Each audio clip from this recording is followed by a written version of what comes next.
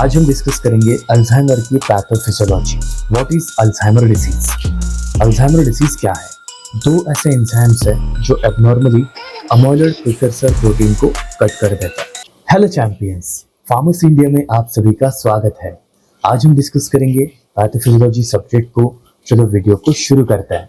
इस वीडियो के description box में एक गूगल फॉर्म की लिंक है, उसके ऊपर क्लिक करके आप आपकी बेसिक डिटेल फिलअप कर दीजिए ताकि आपको अपकमिंग एग्जाम्स के बारे में जो अपडेट्स है वो टाइम टू टाइम मिलते रहे। आप प्ले स्टोर से pharmacy India mobile app download कर सकते हैं।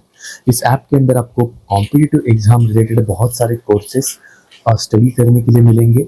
वीडियो लेक्चर्स, ए नोट्स, रिकॉर्डेड क्लासेस, ये सारी चीज़ें इस एप्लीकेशन के अंदर प्रोवाइड की जाती है। इस वीडियो के डिस्क्रिप्शन बॉक्स में व्हाट्सएप और टेलीग्राम की लिंक है, उसके ऊपर क्लिक करके आप फार्मेसी इंडिया से जुड़ सकते हैं। तो चलो शुरू करते हैं आज का लेक्चर। आज हम डिस्कस करेंगे अल्जाइमर की पैथोफिजियोलॉजी। अल्जाइमर एग्जैक्टली होता कैसे है? एक ऐसी बीमारी जिसमें लोग चीज़ों को ज़्यादा समय के लिए याद नहीं रख पाते। शॉर्ट टर्म मेमोरी लॉस भी हो सकता है, लॉन्ग टर्म मेमोरी लॉस भी हो सकता है। मतलब आपकी मेमोरी जो है वो कहीं ना कहीं पे अफेक्ट होती है। तो यह होता क्यों है, इसी के बारे में आज हम डिस्कस करेंगे। तो शुरुआत करते हैं पहले पॉइंट से। What is Alzheimer disease?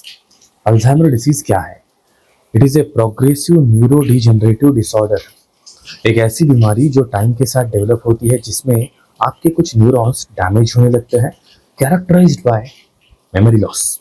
पहले तो आपकी मेमोरी लॉस हो जाएगी, कॉग्निटिव डिक्लाइन, आप चीज़ों को पहचान नहीं पाएंगे, बिहेवियरल चेंजेस, आपका बिहेवियर एबनॉर्मल हो जाएगा।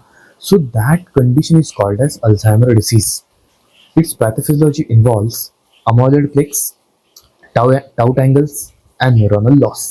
तो अगर किसी इंसान को अल्जाइमर डिसीज हो रहा है तो उसके पीछे तीन मेन कारण हो सकता है। एक तो आपके बॉडी में कुछ डिफेक्टिव प्रोटीन्स का डिपोजिशन हो रहा है ब्रेन के अंदर, उसमें से एक है अमाइलॉइड प्रोटीन, दूसरा है टाउ टैंगल प्रोटीन एंड तीसरा है न्यूरोनल लॉस। ये तीन मेन कारण है जिसके कारण से हमें अल्जाइमर की बीमारी हो सकती है। तो चलो हम देखते हैं एक एक करके कि अल्जाइमर अगर किसी इंसान को हो रहा है तो वो किस तरीके से आपके ओवरऑल फिजियोलॉजी को अफेक्ट करता है। तो पहला पॉइंट आता है एबनॉर्मल अमाइलॉइड प्रोसेसिंग्स। जनरली होता क्या है, अल्जाइमर के पेशेंट में दो ऐसे एंजाइम्स हैं जो एबनॉर्मली अमाइलॉइड प्रिकर्सर प्रोटीन को कट कर देता है।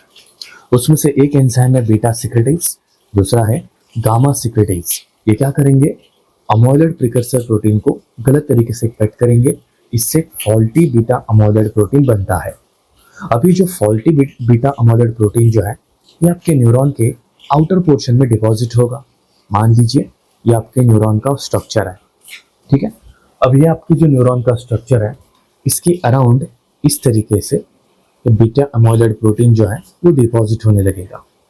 अब इससे क्या होगा, इस न्यूरॉन के अंदर इन्फ्लेमेशन क्रिएट होता है, ऑक्सीडेटिव स्ट्रेस क्रिएट होता है and neuron to neuron communication जो है वो ब्रेक हो जाएगा। अब इस कारण से एक न्यूरॉन दूसरे के न्यूरॉन से कम्युनिकेट अगर नहीं कर पा रहा है तो अल्टीमेटली आपके ब्रेन के अंदर की जो न्यूरॉनल एक्टिविटी है जिसकी मदद से आप मेमोरी फॉर्म करते हैं, उस मेमोरी को यूज़ करते हैं, वो डैमेज हो जाएगी और इसी से मेमोरी लॉस की प्रोसेस शुरू हो जाती है। तो सिंपली आपके ब्रेन के अंदर के न्यूरॉन्स में जब बीटा अमाइलॉइड प्रोटीन डिपॉजिट होगा तो इससे आपके न्यूरॉन्स डैमेज होते हैं, वो इन्फॉर्मेशन को एक न्यूरॉन से दूसरे न्यूरॉन में ट्रांसफर नहीं कर पाते और इसी के कारण जो बीमारी क्रिएट होती है दैट इज अल्जाइमर। अब दूसरा प्रॉब्लम है टाउ प्रोटीन एबनॉर्मलिटी। अब आपके ब्रेन के अंदर कुछ अलग टाइप के प्रोटीन भी हैं जिनमें एक कैटेगरी है टाउ प्रोटीन।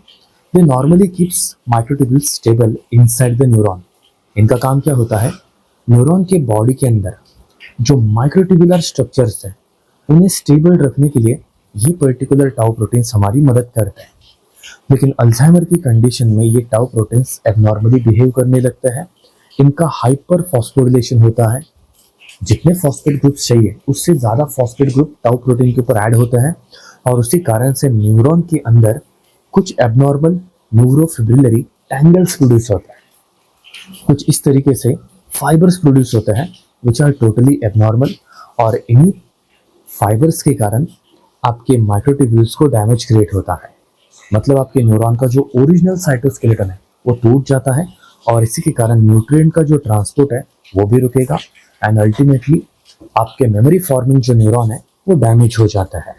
तो पहला कारण था बीटा अमाइलॉइड प्रोटीन, दूसरा कारण बन गया टाउ प्रोटीन, तीसरा कारण है न्यूरोट्रांसमीटर लॉस।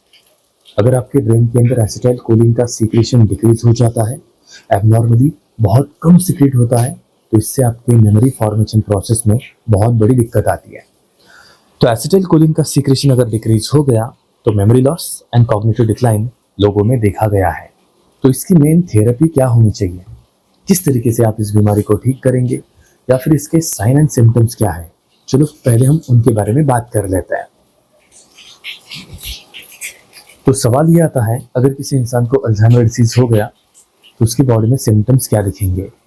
शुरुआत के स्टेज में एक मेमोरी लॉस होगा, आप धीरे धीरे करके चीज़ों को भूलने लगेंगे, आपको टाइम एंड प्लेस का कंफ्यूजन होने लगेगा, बोलते वक्त शब्द ढूंढने के लिए दिक्कत होगी, आपको पता नहीं चलेगा कि हमें बात करते वक्त क्या वर्ड्स यूज़ करने चाहिए।